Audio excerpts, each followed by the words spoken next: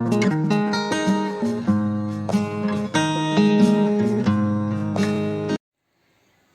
Friends, welcome back to my channel. आज मैं Brother machine के एरर कोड रनिंग के बारे में बताने वाली हूँ।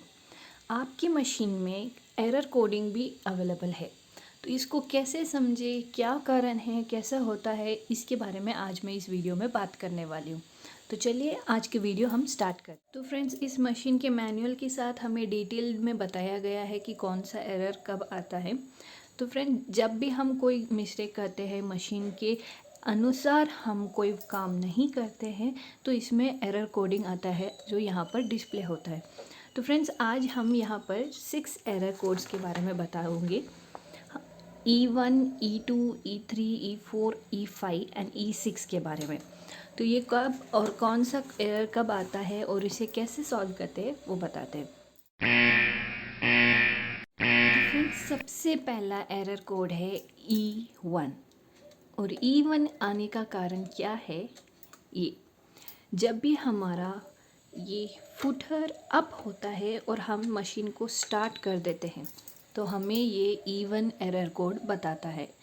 तो इसको सॉल्व कैसे करते हैं? वेरी सिंपल, हमें फुटर डाउन करके मशीन को स्टार्ट करना है, हमारी प्रॉब्लम सॉल्व हो जाएगी।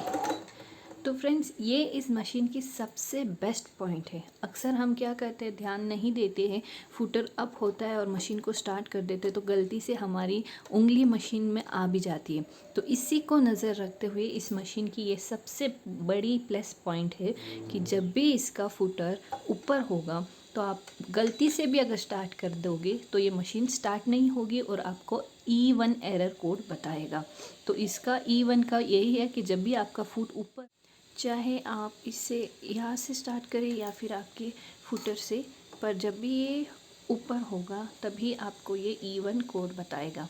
तो इसे हम वेरी सिंपल इसको फुट नीचे करके फिर स्टार्ट करेंगे तो आपका ये ऑप्शन चला जाएगा एरर का।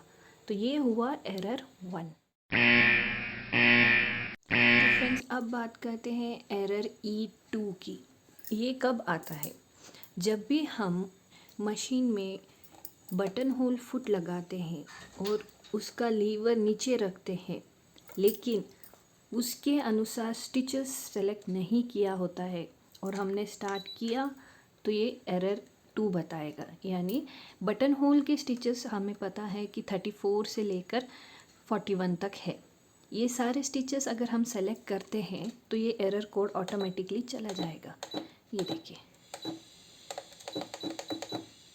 सो 34 स्टिच ये रहा और ये स्टार्ट किया, मशीन वर्क कर रही है। लेकिन वही हमने अगर कोई स्टिच चेंज कर दी, एरर 2। तो फ्रेंड्स, अब बात करते हैं एरर E3 की। तो ये E3 कब आता है? जब हम बटन होल स्टिचेस करते हैं, बटन होल फुट लगाया हुआ है, नंबर भी सेलेक्ट बरोबर किया है, जब हम स्टार्ट करते हैं तो एरर 3 क्यों बता रहा है? तो इसका रीज़न यही है कि हमने यहाँ पर बटन होल लीवर को नीचे करना भूल गए हैं। जब भी हम बटन होल लीवर को नीचे नहीं करते हैं और स्टार्ट कर देते हैं, तो आपको ये एरर 3 कोड का बताता है। तो इसका सोल्यूशन यही है कि आपको ये नीचे करना है। नीचे करते ही आपका एरर रेडी हो जाएगा। E4 एरर, अब ये क्यों आता है? फ्रेंड्स, ये कब आता है? जब हम हमारे इस बॉबिन वाइंडर को राइट में शिफ्ट करके भूल जाते हैं और मशीन के नीडल को या फिर इस रिवर्स बटन को दबाते हैं, तो ये एरर 4 बताता है। वेरी सिंपल, आपको इसको वापस अपने लेफ़्ट पोजीशन में लाना है। एरर चला गया। काफ़ी समय हम क्या होता है, हम भूल जाते हैं और इसको राइट में ही रख देते हैं और तभी हम रिवाइस या फिर ये रीइंफोर्समेंट बटन दबाते हैं, तभी ये एरर आता है। तो इसमें हमें क्या करना है, हमको इसको हटा देना है, वापस लेफ़्ट में शिफ्ट कर देना है। तो हमारा ये E4 एरर कोड सॉल्व हो गया है। E5, अब ये क्यों आ रहा है? सारे फंक्शन सही किया हुआ है, सेटिंग सही है, फिर भी क्यों? तो फ्रेंड्स, ये आ रहा है हमारे स्टार्ट और स्टॉप बटन के कारण। जैसे एक मयान में दो तलवारें नहीं रह सकती, वैसे ही एक ही साथ हम दो फंक्शन साथ में यूज़ नहीं कर सकते। मशीन को स्टार्ट करने के लिए हम या तो बटन सिस्टम यूज़ कर सकते हैं या फिर फुटर सिस्टम।